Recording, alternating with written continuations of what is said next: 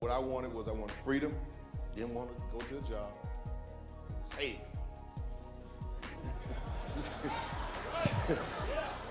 I mean, you know how you hate castor oil and stuff? That's what I hate about a job. I didn't want nobody bossing me. I didn't want nobody bossing my wife. Freedom. Those are a few things I wanted. And I wanted to have fun, live life. When I met James Tucker, he seemed like he was living that.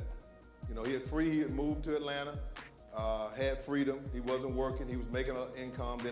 Then you know, we started talking to Rob and Barry and all the other people in the company, and I said, they living the lifestyle. That's what I wanted. So I remember this millionaire telling me that you got to look at a person's lifestyle, not whether you like that person or not. You know, it don't matter about that. That's what we're doing. We're judging by what we like. But you got to look at, if you like their lifestyle, then you ask them what are they doing, and then you do what they do. But what we're doing is we're trying to get approval from some people who don't even have the lifestyle we want. I mean, they broke. I mean, you stick a gun to them, take them down to the bank, they can't come up with 2 quarters.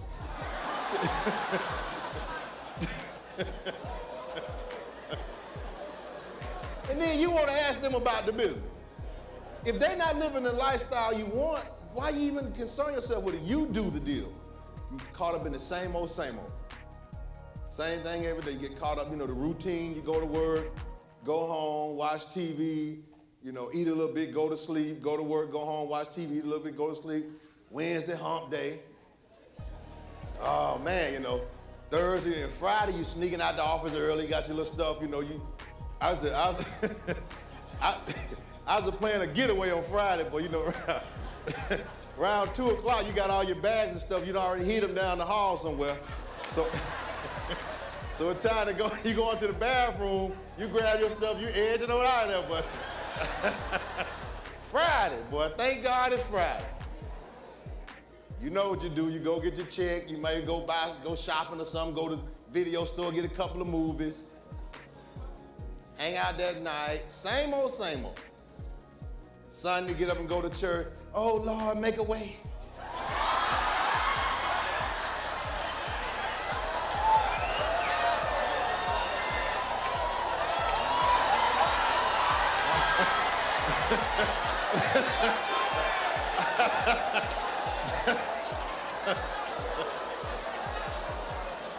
Lord, then the Lord said, the guy got a business for you. No, I don't do that, Lord.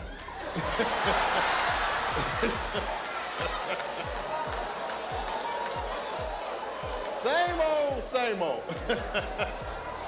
You're going through the same routine, start over Monday to do the same thing. Go to work the same way, drive the same way, you got the same outfits you wear every week. Don't change nothing. I mean, thinking something gonna happen for you. I know a lot of people think it's gonna come just by saying it. No, you gotta get up and go do it. But you can attract it and make it happen if you understand that, because all you gotta do is get with a system like we got. First of all, to make it happen for you, you gotta have a system. You gotta change your strategy, the way you get paid, because the way you get paid, most people is linear income. You gotta change that strategy to residual income. Then you can cause that momentum. Once you change your pay structure and change the way you get paid, you can change your life. Because that's the problem. The way we get paid, the linear income ain't gonna cut it. Our mom used to always say, boy, when you get one of them good jobs, you know, something like that, AT&T, IBM, you know, you just want them good jobs. But when I got that job at AT&T, she was so happy. Oh man, she got a stack of my business card going through the neighborhood. My son worked for AT&T. She was so happy. And I was living that for her because I always felt like I was,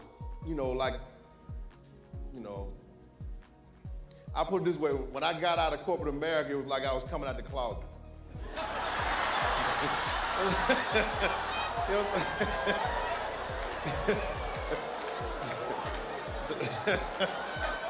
The whole time I was in it, I just felt something wrong. This ain't right. This ain't me.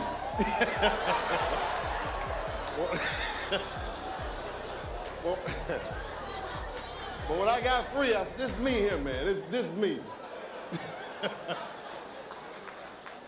It's amazing how many people live the life of other folks, even through the television, man.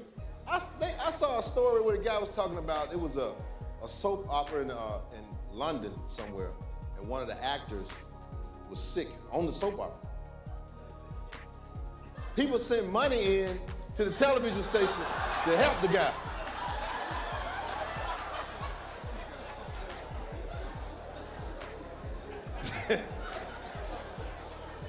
That was their guy.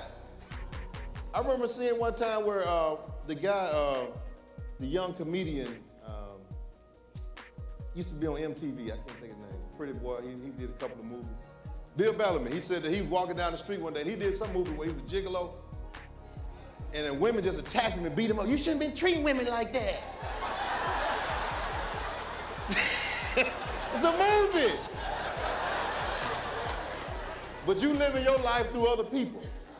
Just doing different things make you change, and then you start, you know, we ask you to read, we actually start doing things that make you uncomfortable. And so that change part you don't want. You don't want to deal with that part. You don't want that out of your life, so you try to make sure that none of that happens. So that's the way you can sabotage your business, by not thinking big, because if you start thinking big, a lot of things are going to happen to you. You got to start changing. Like, for example, I'm sure when Rob started getting the cars, I'm sure all his family probably said, what's wrong with him? Because it's something, you know, if you go your whole life without getting that kind of stuff, you know, like something's wrong with you now. And so now you got to deal with that. You got to deal with your neighbors saying, well, you know, he had one car out there last week over at Mama's house, now he got another one over there. He ain't got no good job. I don't even see him going to work.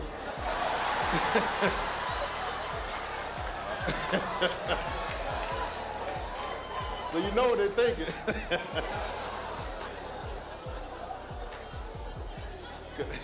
Because if I know my mom's neighborhood, they be strategically placed in the windows, because she got a little spot in the window too. I catch her in the morning, she got a little spot in the corner. So I know the people across the street got one too, so everybody watching the whole neighborhood. They know exactly what you're driving, when you pull up, what time you was there, if you left early, all that kind of stuff.